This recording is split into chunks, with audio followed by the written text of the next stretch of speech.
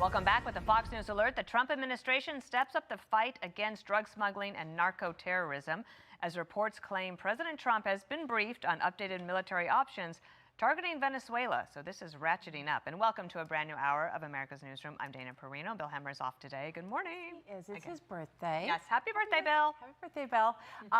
Good morning, everybody. I'm Martha McCallum. So the White House is announcing Operation Southern Spear, which targets Latin American drug cartels operating in America's neighborhood. President Trump ordering the military buildup to stem the flow of drugs into our homeland, which is obviously a good idea. And he is also putting a lot of pressure on someone who has wobbled before, but has always maintained his leadership in Venezuela. But he's urging Maduro, with all of this action, to lose power. And as the mighty aircraft carrier USS Ford approaches the waters off Venezuela, Secretary of State Marco Rubio has a warning for the Maduro regime. This is a counter-drug operation. The president's ordered it in defense of our country. It continues. It's ongoing. It can stop tomorrow if they stop sending drug boats.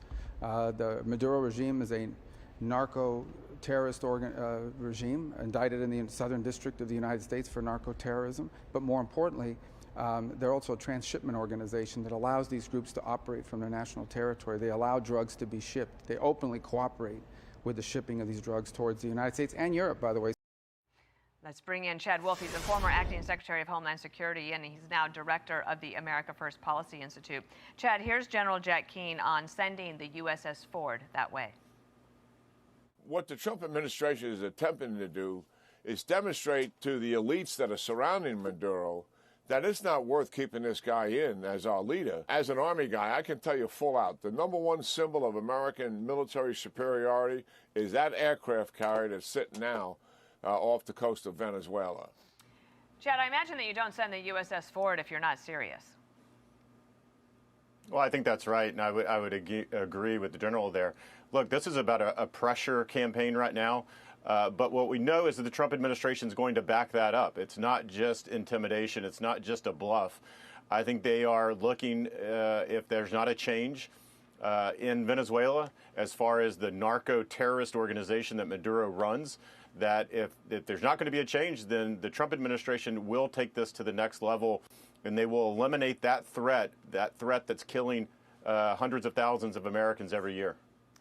Chad, Martha McCallum here. It's interesting. We saw what President Trump did at the southern border, and it choked off a lot of business for the cartels, both in drug business and in human trafficking as well. So then you see them taking this water route, which they always took, but maybe using it a little bit more now. What do you think they do? What is their next idea to try to get this stuff into the United States, or is this the last avenue? I don't know that this is the last domino. Look, these are multinational organizations that they're not going to stop. They're going to continue to try to not only smuggle illicit narcotics into the United States, but they're a criminal enterprise, so they're going to continue to do a number of things. Look, I think that to put this in the larger context, though, this is not just about targeting with kinetic action drug boats, there in the Caribbean. The Trump administration, really from day one, has had a coordinated strategy here to deal with this illicit narcotics coming into the country. And so whether that's designating a foreign terrorist organization, all the border security measures, we just saw the FBI Director Patel over in China talking to them about precursors to fentanyl.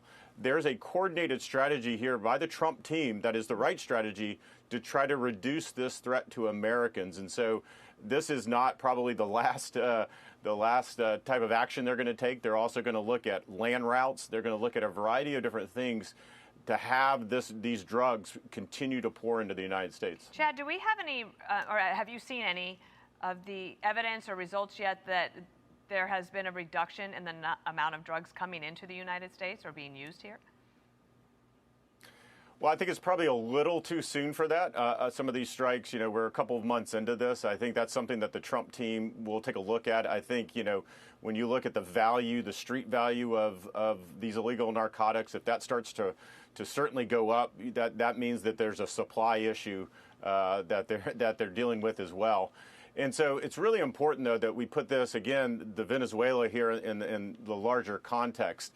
you know, for far too long, a lot of these narco groups have just been criminal enterprises. But what we see in Venezuela, Cuba, and to a lesser extent Mexico, is that there is state sponsorship. They are backed by the political and the ruling class now. And that's something that the Trump team is saying, look, not in the Western Hemisphere, not in our backyard, because that destabilizes trade, it destabilizes economies. It's the security of the United States at stake here. And so that's why it's really important. I know a lot of people are saying, well, why Venezuela? It's in our backyard, and the Trump team understands that, and they realize that, and they're taking that action.